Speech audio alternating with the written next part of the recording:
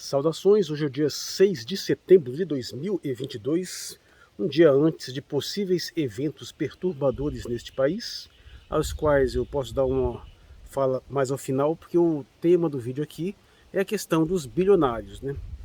Ao fazer a pergunta provocativa, quem quer ser um bilionário, parodiando aquele filme indiano, né? Eu, na verdade, quero apontar o fato de que, em primeiro lugar, o motivo de que levaria alguém de nós, assim, que está aqui, faz parte dos 99% da humanidade que não são ricos em sentido claro, né? Uma pessoa só iria querer ser um bilionário por ego, porque no caso do Brasil, por exemplo, você ter uma fortuna de 100 milhões de reais, isso é suficiente para você nunca mais na vida precisar trabalhar, para você ter todos os luxos e confortos disponíveis, realmente viver uma vida de ostentação e tranquilidade total. Acima disso, ter mais 100, mais 200, mais 300 não vai fazer muita diferença. Portanto, para você querer ter uma fortuna muito maior, você tem que ter uma pretensão diferenciada. Não é apenas obter conforto, obter segurança, obter bem-estar. Você tem que ter algum outro propósito, você tem que querer fazer alguma coisa com aquele montante, porque senão é apenas ego, você quer disputar com os outra posição na listinha de bilionários. Mas a questão, evidentemente, não é o fato de ser um bilionário. O problema não é esse. Nós estamos falando aqui de uma certa condição de riqueza diferenciada da maior parte da humanidade. Até porque, bilhão por bilhão, houve uma época, pouco antes do advento da moeda real, que seria pouca coisa, porque teve, nessa época no Brasil, todo mundo era milionário, porque a inflação estava corroendo a moeda de tal forma que o salário mínimo era 1 milhão de cruzeiros novos, acho que na época, pouco antes das unidades reais de valor. Então o que nós estamos querendo dizer é você fazer parte de uma elite que de 0,00001, é 6 zeros, viu? E qual é o problema de existir pessoas que fazem parte dessa elite? A princípio, não é um problema tão centrado na questão social ou econômica. Embora tenha alguns problemas aí mais de ordem ética, mais de ordem psicológica, a questão é que como que esse acúmulo de fortuna se tornou possível? O que pessoas nesta condição precisam fazer para manter ou amplificar essas fortunas? Eu vou dar a primeira dica da problemática que nós vamos desenvolver aqui. O ser humano tem uma tendência a sempre amplificar sua gama de interesses, de necessidades de realização. E o fato é que, via de regra, uma pessoa que ascende a um determinado grau, embora possa chegar numa situação tal e estabilizar e não querer mais saber, chegar numa situação tal de puro hedonismo, não querer mais se importar com nada, é comum que ela tenha interesses cada vez maiores que vão se acumulando e vão se multiplicando.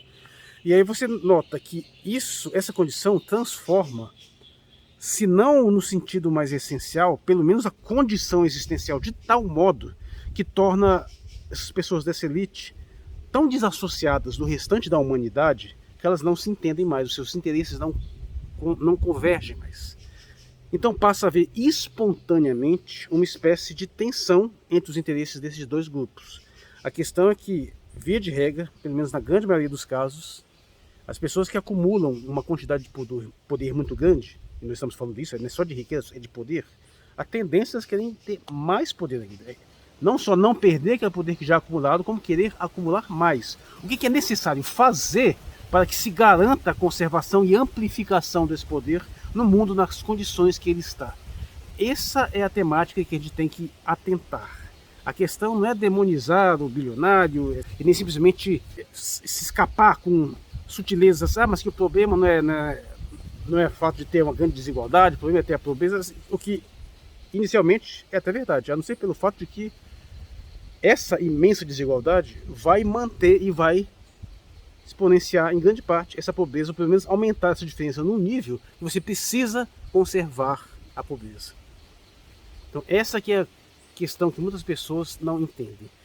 Dentro do nosso sistema, como ele está dado já há séculos, uma pessoa que dentro desse sistema joga esse jogo e consegue sair de uma condição não bilionária, ou às vezes nem milionária, para a condição bilionária, e que não seja de uma forma evidentemente desonesta, eu não faço nenhum tipo de condenação moral, acho que não tem nenhuma falha moral aí. Existe uma falha moral no sistema em si, mas é uma coisa muito mais embaixo, né? Já não é um problema daquela pessoa em si, né?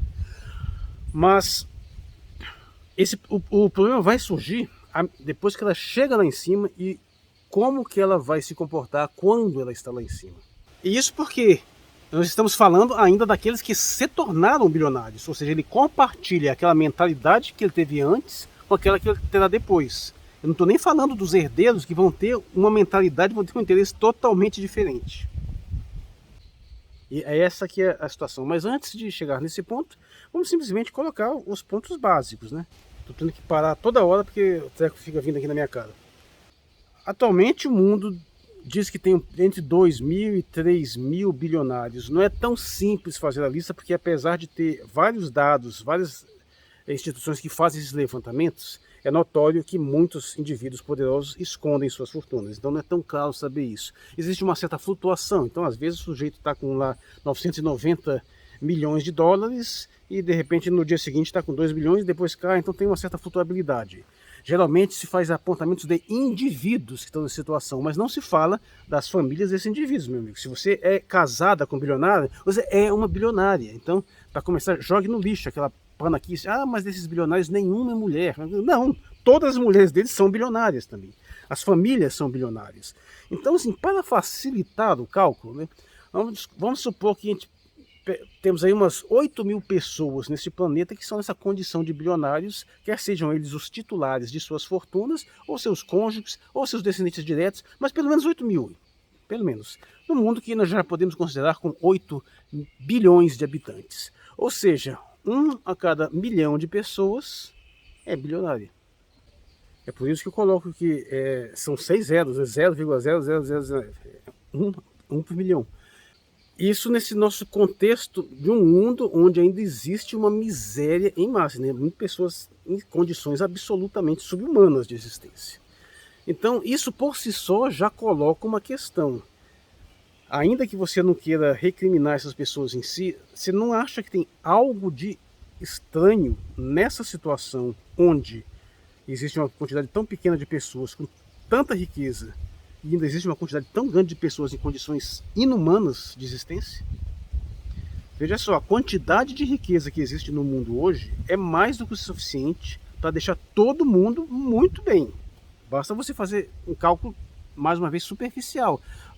Varia muito a situação, as contagens de a quantidade total de patrimônio do mundo. Você pode fazer contagem a respeito do total do PIB mundial, né? Mas existem umas estimativas de projeções de valores. Tem gente que pode simplesmente reduzir para uma forma mais direta, né, a quantidade de moeda disponível no mundo, moeda física inclusive. Mas uma coisa é certa, eu nunca achei nenhuma divisão de que se você pegasse um montante de riqueza disponível no mundo de uma forma mais imediata e distribuísse para todo mundo, que não desse no mínimo 10.000 dólares para cada pessoa. Então, assim, riqueza no mundo, a quantidade de riqueza para eliminar a pobreza, a miséria, tem. Então nós temos um problema de distribuição. Aí vem aquele famoso argumento moral, mas o que é que eu tenho com aqueles de lá? Se você acha que você não tem nenhuma relação com a humanidade com que você faz parte, você tem uma falha moral. Eu até entendo que você possa se abster de uma relação direta com relação a partes de pessoas mais distantes, né? Mas o fato é que isso é tão evidente que essa questão moral se coloca que absolutamente todos os bilionários são filântropos. Eles simplesmente se posicionam de forma a fazer doações para caridade, financiar determinados grupos. Eles estão sempre, pelo menos, jogando essa cartada de que são pessoas que estão tentando fazer alguma coisa para reduzir a pobreza no mundo. Então, se você acha que você não tem nada com isso, os bilionários acham que eles têm. Pode ser por hipocrisia, uma questão de imagem. Mas eu acho que no fundo também tem uma certa legitimidade. Em algum momento, quando você chega em situação tal, isso tende a pegar na sua consciência, em algum ponto. Eu acho que uma pessoa, para não ter, pelo menos por algum momento, alguma sensibilidade a essa questão, tem que ter uma falha, não apenas ética, mas até mesmo uma falha cognitiva. A sua incapacidade de perceber que você poderia, inclusive, explorar determinadas situações e, melhorando a vida dessas pessoas, ficar ainda mais rico, né? Mas bem, então estamos colocando esses pontos todos aí. A questão que se coloca no nosso sistema atual é que a existência, a manutenção e amplificação das fortunas desses bilionários necessariamente depende da conservação dessa imensa desigualdade que necessariamente vai ter que manter uma quantidade significativa de pessoas na pobreza e na miséria. As coisas estão claramente interrelacionadas. E mesmo alguém que esteja lá em cima, que tem essa percepção, que for tentar fazer alguma coisa para mudar isso, não vai conseguir, porque o sistema é maior do que ela própria. Veja só, um bilionário pode ter muito poder, mas ele não é mais poderoso que o sistema todo em si. Ele não é capaz de mudar o sistema. Mas nem todos eles juntos são, porque esse sistema mantém uma estrutura monumental, onde interliga a totalidade das pessoas do mundo. Até mesmo os países que estão fora dessa esfera capitalista, eles ainda estão negociando, eles ainda estão se relacionando com os países que estão. Até mesmo uma tribo indígena isolada em algum lugar que a princípio não tem contato com ninguém, a não ser que realmente seja todo, ninguém sabe da existência dela, ela está sendo vista, está sendo monitorada por pessoas que estão relacionadas com toda essa imensa teia desse sistema, e até para que elas sejam mantidas, preservadas, existem questões que envolvem esse sistema em si. Então não tem como você fugir dele. É muito difícil você realmente se isolar completamente deste sistema que nos cerca. Estou falando desse sistema econômico global, a maior parte dele capitalista, quase 70% pelo menos, 80%, 90%. E mesmo, apesar de ser um sistema, como eu costumo dizer, é um tanto quanto misto, né? Há vários elementos de socialismo misturados aí também, né? Lembrando que estou me referindo basicamente a capitalismo como propriedade privada dos meios de produção, baseado em acumulação de capital como um fim em si mesmo, e socialismo, a propriedade pública, predominantemente pública dos meios de produção, mas focado em onde a ideia de acumulação de capital não chega a ser um fim em si mesmo, é mais um meio, né? Mas bem, de um modo ou de outro, essas questões conectadas fazem com que a pessoa, para chegar numa determinada posição econômica, ela não chega à revelia desse sistema, ela tem que usar esse sistema a favor dela. Então, de uma certa forma, ela é debitária desse sistema e tributária desse sistema. Até porque ninguém fica bilionário na selva, né? Mesmo que você tiver uma comunidade, se você for numa aldeia indígena e lá você criar uma inovação fantástica para os índios todos, você não vai ficar bilionário. Ninguém ficava bilionário na Idade Média, nem proporcionalmente, entendam isso. O rei Arthur, comparado com os camponeses, ele não era tantas vezes mais rico do que o mais pobre dos camponeses, quanto um bilionário é hoje em relação aos assalariados. A diferença hoje, a desigualdade hoje é maior. Ninguém fica bilionário pura e simplesmente porque teve um talento absolutamente formidável, criou alguma coisa absolutamente revolucionária, e essa coisa em si agregou, melhorou a vida de todo mundo, e ele capitalizou isso para chegar lá em cima. Existem situações dessas, existem pessoas que criam coisas muito interessantes, coisas que são realmente úteis, quer sejam invenções técnicas, revoluções científicas, revoluções tecnológicas, ou apenas formas de readministrar determinadas coisas que já existem, ou ter alguma ideia simplesmente a nível corporativo, a nível estatal. Existem várias formas de você promover contribuições, melhorias generalizadas para toda a sociedade. E é perfeitamente justo que quem tem essa prerrogativa de ter liderado essas inovações ganhe, seja bem remunerado por isso e fique rico, não tem nenhum problema com isso. Mas o montante, isso realmente explica a quantidade formidável de dinheiros que os bilionários, na maioria das vezes, têm que ganhar do modo como eles ganharam, que os bilionários, na maioria das vezes, acumularam de uma forma específica. Por exemplo, pega um Mark Zuckerberg, que deve ter o quê? Faz tempo que eu não olho, mas deve ter uns 50 bilhões por aí. Ele basicamente desenvolveu essa rede social que nós chamamos de Facebook, da qual eu acabei de desistir, não entro mais naquela rede. Tudo bem, teve uma utilidade, isso foi uma coisa bacana, trouxe muita inovação, trouxe muito interesse para a maioria das pessoas e facilitou negócios, facilitou a comunicação. Sim, isso é uma coisa útil, ele merece ser remunerado por isso. Não foi só ele, claro, né, mas a equipe dele. Ele merece ser recompensado, merece ficar rico, não tem nenhum problema com isso. Mas em que medida? Em que medida você realmente consegue converter o benefício causado para todas as pessoas num valor que você calcula na base de um patrimônio de milhões de dólares, assim, de bilhões de dólares? Pensa bem. Vamos pegar um exemplo mais claro aqui. O Elon Musk, no ano passado, eu sei que de um ano para o outro, ele ganhou 100 bilhões de dólares, saltou de 150 para 250. Mas vamos ver, o que as empresas do Musk entregaram até agora? O que a SpaceX entregou efetivamente? Nada. A SpaceX até agora está em desenvolvimento, ela está em fase de testes, ela está aperfeiçoando. Ela ainda não produziu alguma coisa, ela ainda não deu lucro. Sim? A SpaceX. A própria Tesla também é extremamente discutível, que tem uma parceria enorme com o Estado. Como sabemos, a própria Amazon passou muitos e muitos anos dando prejuízo. Isso é muito comum. E como eu fiz naquele vídeo lá a respeito da questão da Theranos, né? Aquela Elizabeth Holmes, ela passou 10 anos enriquecendo, se tornou bilionária e ela não entregou absolutamente nada. Não tem uma coisa estranha, porque uma coisa é você lançou um produto, lançou uma solução, entregou alguma coisa, a coisa melhorou a vida das pessoas, a coisa deu um resultado excelente, sim, você ser remunerado. Mas o pessoal enriquece antes disso acontecer e às vezes nem acontece. E fica numa roda perpétua de acumulação. Como é que funciona essa situação aí? E outros casos assim mais exóticos, como esse caso do nosso brasileiro Eike Batista. Estão sabendo o que aconteceu, que hoje está sendo considerado praticamente um esquema de pirâmide? Ou pessoas que enriquecem pura e simplesmente na especulação financeira, que tem alguns casos.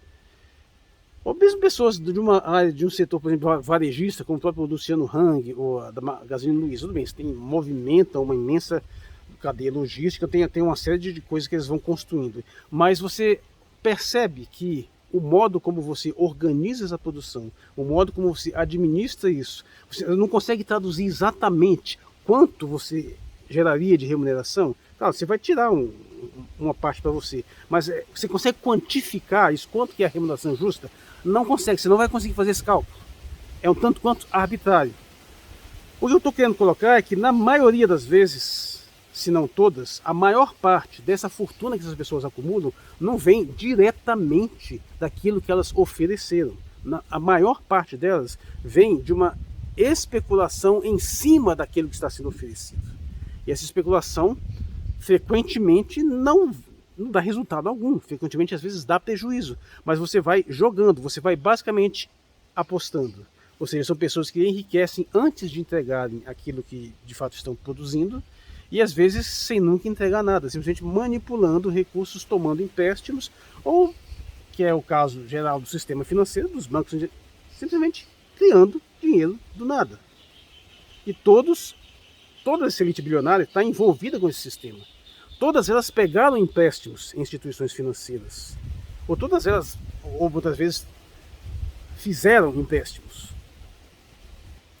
Mas o fato é que você não vai conseguir explicar com clareza o quão justo, ou acertado, proporcional ou direta é essa fortuna que um bilionário acumula em relação à atividade que ele produz. Diferente de um assalariado, como eu, por exemplo, você pega o meu conta-cheque, você vai ver lá quanto que eu trabalhei, quanto que eu recebi, o que descontou, o que entrou. Aí você sai contando, metendo na planilha, você sei exatamente a quantia que eu tenho aqui, mas o gasto, tudo. Você não consegue fazer isso com quem passa pelo sistema financeiro, porque ele é muito mais virtual, ele é muito mais desconexo, você não consegue dar uma justificativa muito clara. Assim, tem coisas assim inexplicáveis, por exemplo. Chega um sujeito e diz, vou fazer um investimento de 10 milhões na sua empresa. Sim, por quê? Por quê? Qualquer justificativa? Não, porque ele quis. Ou seja, eu consigo justificar tudo que me foi pago durante uma transação ordenada, né, prevista. Agora, eu também não tenho como justificar se um dia, por exemplo, meu pai chegar, vou te dar de presente de aniversário de 5 mil reais. Isso eu não justifico. Esses investimentos que as empresas captam, elas não são explicáveis. Elas são as coisas meio tanto quanto arbitrárias. Claro, você não tem como controlar o quanto que uma pessoa decide investir sem... Eu não estou nem falando da questão de ser algum processo ilegal de lavagem de dinheiro, não é nesse ponto, mas dentro da legitimidade. Você não consegue dar uma explicação direta de por que um sujeito que, por exemplo, tinha lá um patrimônio de apenas $500 milhão e de repente está com 10 bilhões de dólares, você não consegue explicar esse valor do que quer que ele tenha realizado. Não, é arbitrário, é uma coisa assim totalmente desconexa. Você vai conseguir, esse sujeito aqui desenvolveu esse produto tal, aí você consegue fazer uma contabilidade e você vai chegar a um montante tal, tá, então ele lucrou com isso, sei lá, 200 milhões. O resto é dinheiro que vem assim, que você não explica, investimentos assim meio que arbitrários. Tem a capacidade de capital, investimento, mas como é que você justifica isso? Não justifica. Então, o ponto que precisa ser estabelecido claramente é esse. No caso de o sujeito realmente ter saído de uma condição de não bilionário, e nem de multimilionário, porque se você sair de 800 milhões para 1 bilhão, né, façanha nenhuma. Mas tô falando de um sujeito que está abaixo, por exemplo, de um patrimônio de tipo US$ 1 milhão. O sujeito que conseguir fazer esse processo e chegar lá em cima, você pode apostar que você não consegue explicar a maior parte da fortuna dele apenas pela atividade que ele desenvolveu. Lembrando que nós estamos falando de uma minoria ínfima, né? Porque a maioria dos bilionários são bilionários por herança. Não estou nem entrando nesse mérito. Você não teve nada que você justifique você ter aquela herança. E nessa questão da herança, ela vai contaminar um pouco, porque também não existe o tio Patinhas do mundo real. Não existe aquele cara que sai da miséria, do status mais baixo da socioeconômica e chega na elite bilionária. Lenda. Geralmente quem não está na elite bilionária, que chega lá, que não é nem rico, chega lá, é no mínimo alguém que saiu de uma classe média, que teve escola, que teve família, que foi para a universidade ou coisa parecida, ou seja, alguém que teve alguma coisa. Não é que tem que estar na condição mais lá embaixo. Os movimentos da pirâmide são sempre no topo. É gente que sai, que antes de chegar no 0,0001% mais rico, estava nos 10% mais rico, pelo menos. Não é gente que estava lá embaixo. Então vocês têm que ficar claro. Você vai ver lá onde mais produz bilionários hoje, Vale do Silício. Vale do Silício, maior parte daquele pessoal passou pela Universidade de Califórnia. Sabe quanto é que você tem que pagar para ficar em qualquer daquelas universidades de lá? É tipo $50 mil por ano. Não é pobre que faz isso. Então é sempre o pessoal que já começa lá no topo da pirâmide, no mínimo dos 10% mais ricos, e faz esse movimento lá para cima. Então nós estamos pegando esse caso bem específico, né, de que alguém que realmente, que apesar de estar lá nesses 10% mais rico para lá, pelo menos não era assim, se você consideraria um milionário, né? Mas ele conseguiu desenvolver alguma coisa e chegou nesse topo lá. Isso que eu estou querendo colocar é que você não consegue explicar a totalidade dessa fortuna dele mediante a atividade que ele desenvolveu, porque existe um sistema financeiro aí que torna tudo nublado. E esse sistema financeiro, ele é estruturalmente exploratório, ele explora a humanidade inteira. Se esse pessoal tem muita grana para financiar esses projetos, para investir nessas startups, por exemplo, que tornam esse pessoal bilionário, é porque esse pessoal que tem muita grana tirou essa grana de algum lugar, eles não inventaram. E a maior parte dessa grana vem de um sistema financeiro que cria dinheiro do nada, explorando toda uma sociedade. Se a gente não entender como que esse sistema funciona, toda essa percepção é inútil. Eu já expliquei isso várias vezes, mas temos que entender o seguinte: o sistema que nós temos, ele é baseado numa subversão do modo de produção real. O que é um modo de produção real? É você trabalhar, você pegar, fazer alguma coisa, produzir alguma coisa. Você só produz isso por meio do trabalho. São pessoas fazendo coisas que você consegue gerar riqueza. Não tem outra forma de gerar riqueza. Você tem que pôr a mão na massa, quer seja extraindo coisas da natureza, processando coisas, montando, fazendo qualquer tipo de empreendimento. Não tem como. Você tem que fazer alguma coisa, você tem que trabalhar. Esse trabalho sempre exige uma certa competência, uma certa quantidade de pessoas e, sobretudo, um tempo. Via de regra, a única coisa que não tem como ser removida da equação, sob hipótese alguma, é o tempo. O tempo sempre, todo qualquer tipo de produção exige alguma forma de tempo. Todo qualquer tipo de serviço exige tempo. Até o simples serviço de você ficar lá sentado, apenas vigiando um lugar, mesmo que não aconteça nada, você está investindo o seu tempo, está gastando o seu tempo. Então o tempo é a unidade primordial com a qual a gente contabiliza as coisas. É por isso que se paga horas trabalhadas. É por isso que se estabelece uma taxa de juros por um tempo específico. Então tudo isso está no tempo. A diferença é que a produção, ela se dá por meio do tempo. E a especulação se dá pelo puro tempo em si. Ou seja, enquanto qualquer pessoa fazendo alguma atividade está utilizando o tempo para realizar algo, o especulador simplesmente tira o dinheiro do tempo em si. Ele não precisa produzir nada. Porque como é que ele faz isso? Ele já tem uma quantia, ele empresta uma quantia, ele investe e espera o tempo passar e isso volta. Sim, alguém trabalhou, mas ele não precisou trabalhar nada, ele simplesmente já tinha a riqueza. O que ele fez? Nada, assumiu o risco? Pode ser. Mas a princípio ele não fez nada, ele simplesmente deu um dinheiro e pegou mais de volta. Aí sim, em algum em algum ponto, em algum momento, isso é compreensível, isso é justificável, porque pode haver uma situação tal onde existem umas pessoas que estão à disposição de fazer alguma coisa, mas estão precisando de alguns recursos, e tem alguém que tem esses recursos, mas a princípio não precisa trabalhar, e há uma troca. Mas aí entram as várias questões que nos levariam ao tema da usura, o tema dos juros, que não vou entrar especificamente aqui, mas há uma arbitrariedade nessa questão toda. E não muda o fato de que alguém que, por exemplo, já tem muito dinheiro, que, por exemplo, pode ter recebido esse dinheiro todo de herança, simplesmente não vai precisar produzir absolutamente nada, ainda que viabilize a produção de algumas coisas, mas ele mete sobre disso uma taxa de juros. Essa taxa de juros é arbitrária. Não existe nada que justifique por que você tem que cobrar X, a não ser um contexto, né? A não ser numa determinada situação, um ambiente tal onde essa taxa X está determinada. Aí vão dizer, não, mas essa taxa X evolui espontaneamente de acordo com a situação. Não, falso. Essa taxa X é estabelecida arbitrariamente, sempre. Agora existem, claro, de um estabelecimento arbitrário inicial, vão se seguir outros que já são mais espontâneos. Mas a questão toda é que a gente tem que estar atento exatamente ao nível de desigualdade, porque afinal o problema não é ter 1 bilhão. Se você tem 1 bilhão numa sociedade onde todo mundo é milionário, você tem uma certa distância. Mas se tem 1 bilhão numa sociedade onde todo mundo está ganhando salário mínimo, é uma outra distância. A questão é exatamente essa distância. Quantas vezes você é mais poderoso do que as outras pessoas? Para que seja possível manter determinados níveis de riqueza, necessariamente você tem que manter determinados níveis de pobreza. Sim, isso não é um mero acidente. No nosso sistema atual, ele precisa dessa diferença enorme para que possa se mover. Dá até fazer uma analogia com a física, né? A física, você precisa de uma noção chamada diferença de potencial para que haja fluxos elétricos ou correntes de ar ou mudanças de temperatura. Para que alguma coisa possa se mover, possa se transformar, precisa ter diferença de potencial. Para que o capital possa fluir, você precisa ter diferenças de riqueza. Não tem como você ter uma movimentação financeira suficiente se você não tiver determinados níveis de diferença de potencial.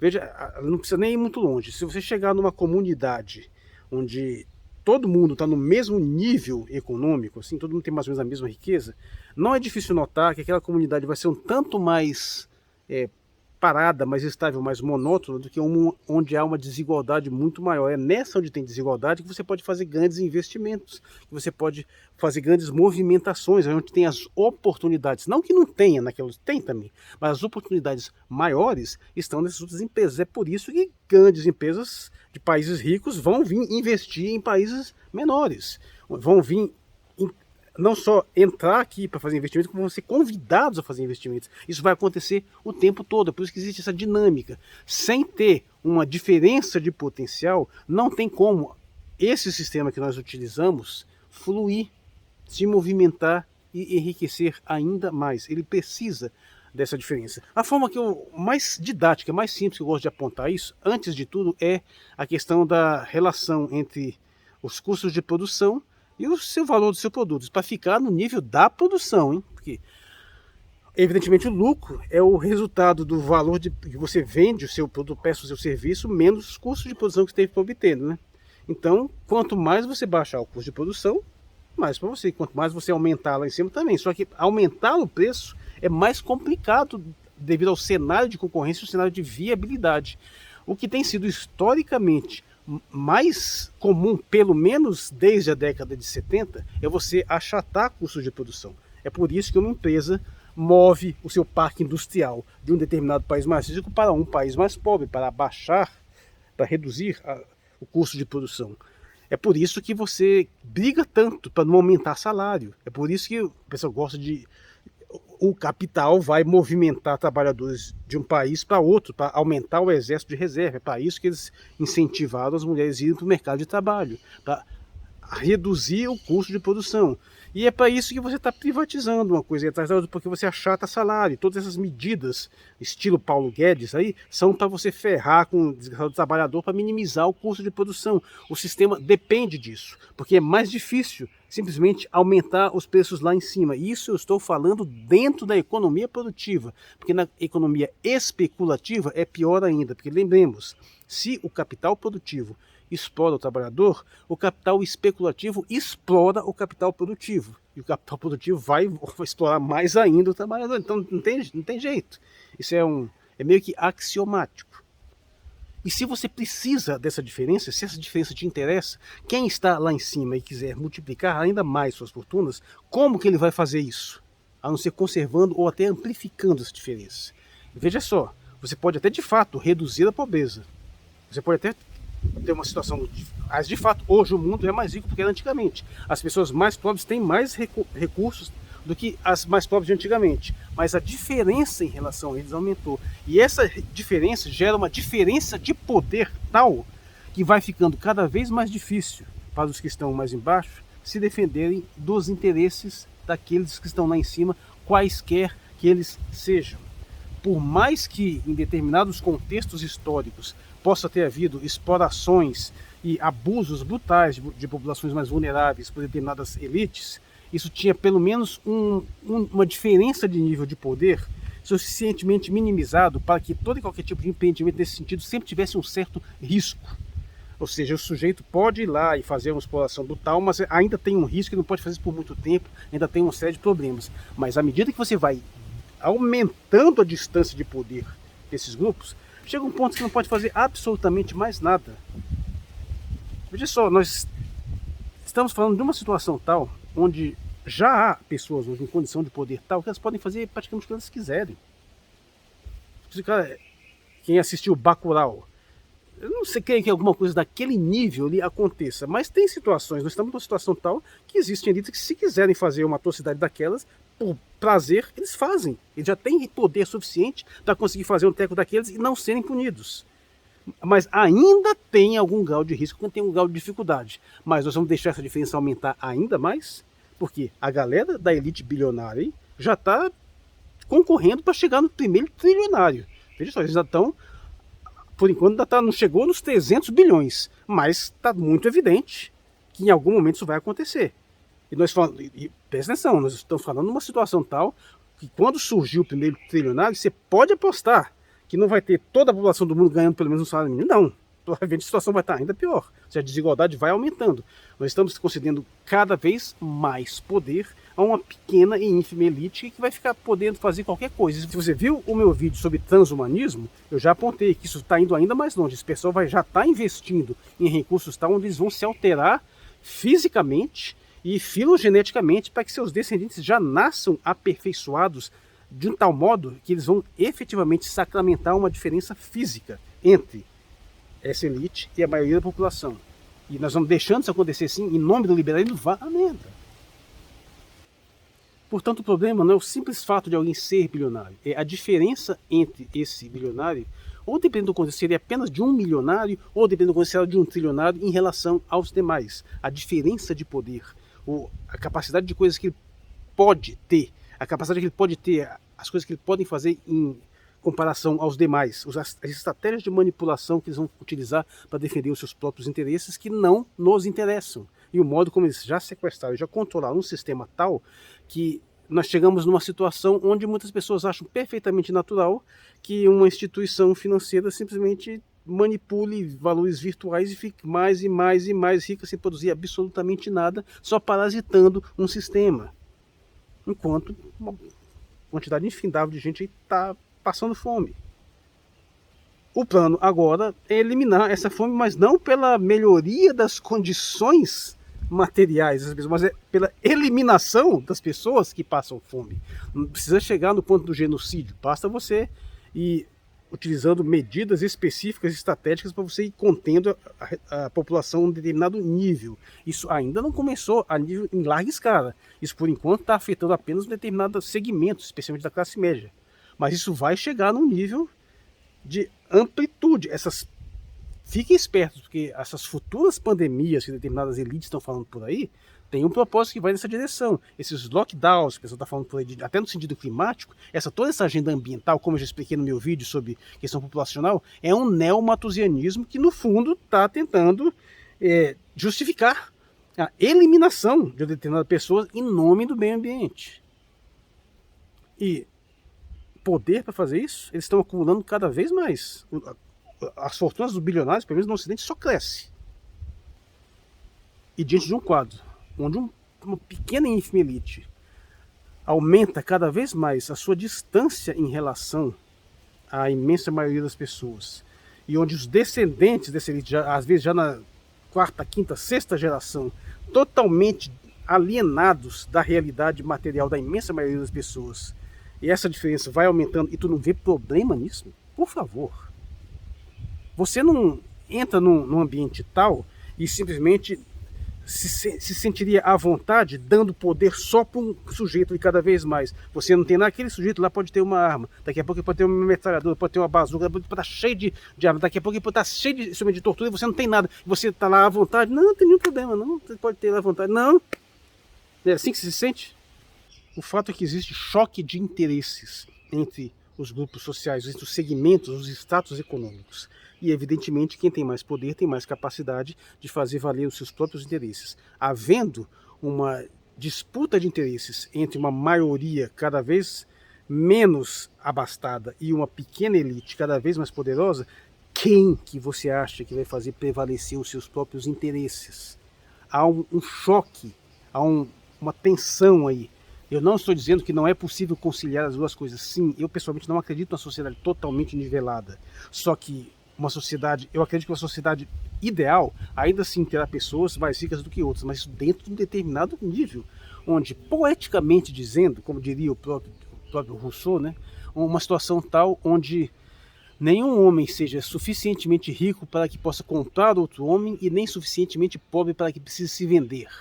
E a situação que nós temos é exatamente essa: as pessoas que precisam fazer qualquer coisa para se livrar de dívidas, porque são amarradas em um sistema absolutamente injusto, não são dívidas justificáveis, são dívidas sobre dívidas. O que aconteceu, a bolha econômica que aconteceu, por exemplo, nos Estados Unidos, com o crash de 2008, foi uma canalice, não foi uma coisa justa, não foi um acordo combinado entre partes iguais com causas claras. Não, foi uma manobra que foi feita porque eles podiam fazer aquilo. Quando uma sem vergonha, que nem aquela tal de Renata Barreto, tiver cara de pau de dizer uma asneira de que a crise de 2008 foi resultado da regulamentação, da intervenção do Estado, você empurra na cara do infeliz isso aqui, ó, Glass-Steagall Legislation. Lê isso aqui. A crise de 2008 foi resultado direto de desregulamentação do mercado financeiro. Foi quando caiu a última barreira que impedia que bancos de investimento, bancos de fomento, bancos de conta, todos os bancos pudessem fazer seguradoras, tudo fosse juntado uma entidade única. Antes isso era proibido. Quando tudo isso pode ser feito, sem contar que, claro, está associado àqueles que fazem lobbies no Congresso também, né? Quando tudo isso pode ser feito, menos de 10 anos depois teve essa tragédia aí, né? Vai no site What Fuck Happened in 1971.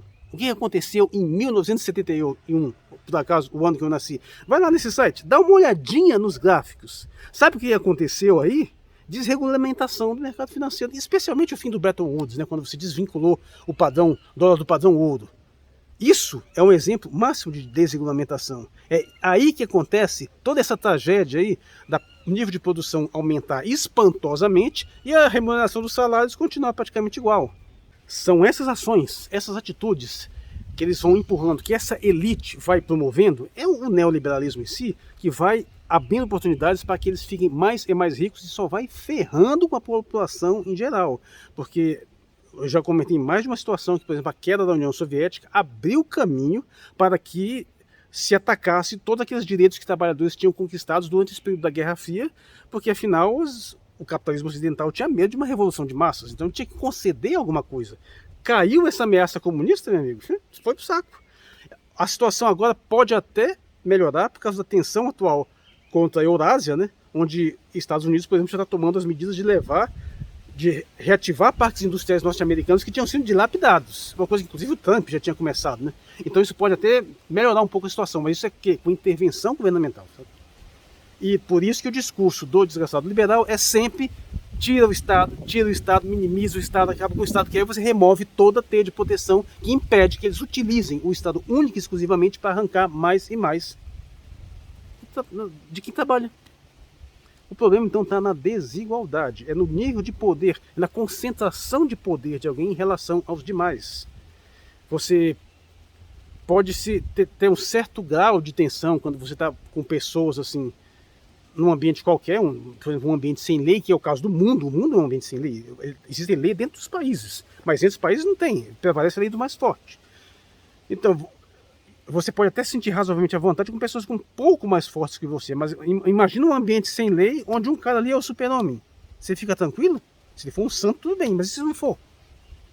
Então por que você não se importa com o fato de alguém acumular fortunas, uma pequena elite cada vez mais, uma pequena elite totalmente desassociada dos nossos problemas, que não se importa com os nossos problemas, que não vê os nossos problemas, que vai chegar um ponto que o cara não está nem aí. Se ele precisar matar 1 milhão de pessoas para ele ficar um pouquinho mais rico, ele mata. Isso pode chegar nesse ponto de alienação. Isso não pode deixar. A sociedade tem que se mobilizar para conter, para pôr limites a isso. E sim, isso é feito de uma forma intervencionista. Por fim, fica aberta a questão de quanto de desigualdade seria tolerável, né? Apesar da fase de Rousseau que eu utilizei, isso não dá uma quantificação muito clara, mas é evidente que nenhuma desigualdade será minimamente aceitável enquanto você tiver pessoas em condições subhumanas de existência. Isso é fato. Se você, pelo menos, todas as pessoas do mundo tivesse pelo menos essa condição de satisfação básica de todas as suas necessidades garantidas, entrando apenas em estágio não de pobreza absoluta, mas de pobreza relativa, menos mal, mas não é o caso. Pobreza relativa é aquela que a pessoa tem todas as suas condições materiais atendidas, tudo bem, mas ela tem uma diferença muito grande em relação aos outros, então ela se sente mais pobre, né? Porque afinal ela não está viajando, não tem carro do ano, não tem essas coisas todas. Mas o mundo está longe disso, está muito longe disso. O mundo tem que estar pelo menos no nível de todas as pessoas estariam perfeitamente satisfeitas a nível material, para que a gente pudesse falar e começar a pensar em quanto de desigualdade a gente deveria tolerar. E com certeza, indo para um topo, não faz muito sentido alguém ter mais dinheiro que um país inteiro, pelo menos um país de milhões de pessoas, né? Bom, não vou me alongar mais, que está ficando muito grande. E só para umas palavrinhas, que amanhã teremos o 7 de setembro, né? E não sei o que vai acontecer nesse país. Pessoalmente, eu não duvido que aconteça algumas escaramuças, mas não acho que vai ser nada muito grave. Eu duvido que vai ter qualquer coisa amanhã que vai ser um fato histórico. De qualquer modo, tem a live depois da manhã, do dia 8. Caso aconteça alguma coisa, eu posso tocar nesse assunto, né? Vamos falar sobre ecossocialismo, na verdade vai entrar vários outros temas, mas acho um tema interessante de se abordar neste atual momento histórico. Espero que o vento aqui não tenha atrapalhado. Estou gravando aqui no varal, né, com um edredom aqui secando. Acho que ficou visualmente interessante, apesar do problema todo aqui que está acontecendo. Mas é isso, eu sou o Marcos Valério XR, no dia 6 de setembro de 2022. Muito obrigado por sua atenção. E se não é inscrito, inscreva-se no canal aí, dê o like aí. Valeu.